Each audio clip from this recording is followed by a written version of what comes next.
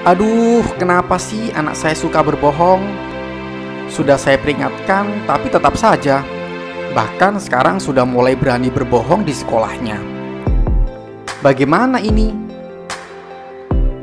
Anak biasanya akan mulai mengenal tentang kebohongan pada usia 3 tahun. Di usia ini, anak mulai menyadari bahwa orang tuanya belum tentu mampu menerka semua hal yang ia pikirkan. Sehingga mereka menganggap ada hal-hal yang bisa dilakukan tanpa diketahui orang tuanya.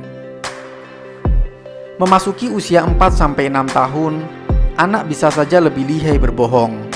Mereka sudah bisa menunjukkan ekspresi wajah dan nada suara tertentu untuk menyampaikan kebohongannya. Jika ini terjadi pada anak Anda, atau Anda melihat ada anak teman atau tetangga mengalami hal serupa, maka tonton video ini untuk memberi alternatif solusi yang bisa kita lakukan. Untuk menemukan solusi yang harus dilakukan, bagaimana membuat anak agar tidak suka berbohong dan selalu jujur, maka kita harus mengetahui terlebih dahulu alasan atau penyebab anak berbohong.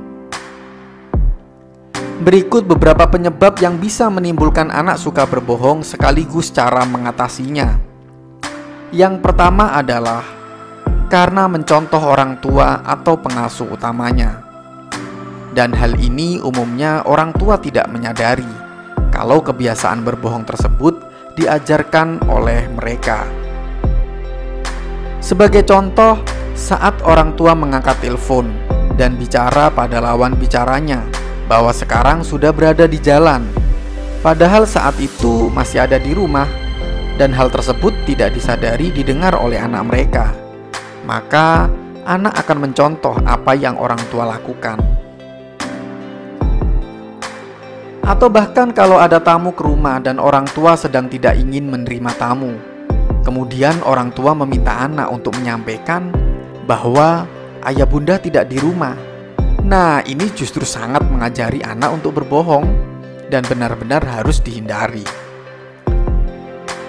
Dan jika ini ternyata penyebab anak suka berbohong, maka jika kita ingin membuat anak kita berbicara jujur, kita sebagai orang tua harus menjadi contoh atau teladan untuk selalu jujur kepada orang lain. Alasan yang kedua yang membuat anak suka berbohong adalah orang tua bertanya tentang sesuatu yang sebenarnya jawabannya sudah sangat jelas diketahui oleh orang tua. Sebagai contoh, di rumah hanya ada bunda yang sedang memasak dan anak yang sedang bermain. Tidak ada orang lain lagi.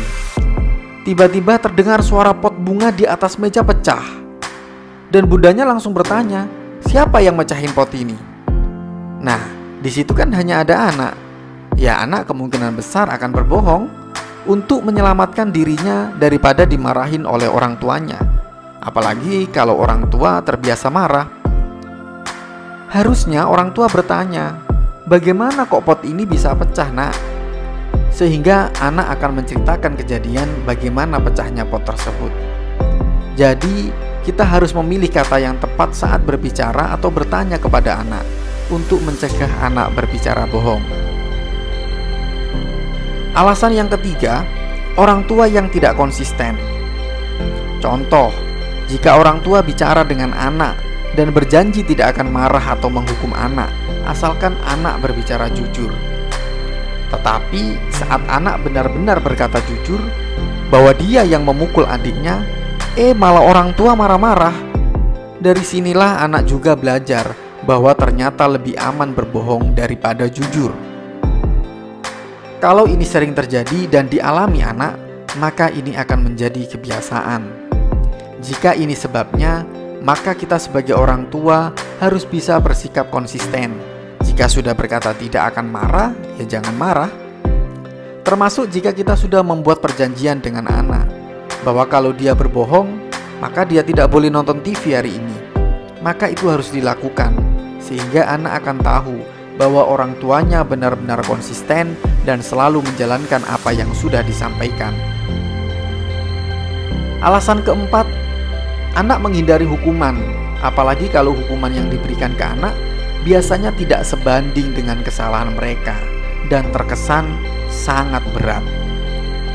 Tentu kita saja tidak mau dong kalau kita salah sedikit tapi dihukumnya sampai berhari-hari. Begitu juga dengan anak. Anak bisa saja berbohong karena dia tahu kalau dia jujur, maka dia akan mendapatkan hukuman yang berat dari orang tuanya, sehingga dia lebih memilih berbohong untuk menghindari hukuman yang berat. Maka saat memberi hukuman pada anak, baiknya sebelumnya sudah dibicarakan dulu dengan anak, semacam sebuah perjanjian, di mana hukuman ini tidak terlalu ringan dan juga tidak terlalu berat, dan sudah disepakati bersama. Dan ingat, untuk menghindari hukuman fisik. Sebagai orang tua, kita juga harus menghindari memberi label pembohong atau tukang bohong pada anak, karena hal ini hanya akan membuatnya lebih banyak berbohong. Ketika kita sudah memberi label anak pembohong, apalagi anak sudah berusaha berbicara jujur dan tetap orang tua tidak percaya, maka dia akan melihat citra dirinya sebagai pembohong, dan secara tidak sadar dirinya akan membuktikan bahwa dia memang pembohong.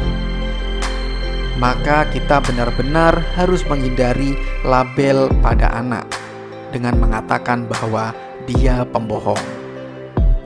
Sebaliknya, kita harus memberikan pujian atau dukungan kepada anak ketika anak mengatakan hal yang jujur, karena ini bisa memotivasi anak untuk terus berperilaku jujur.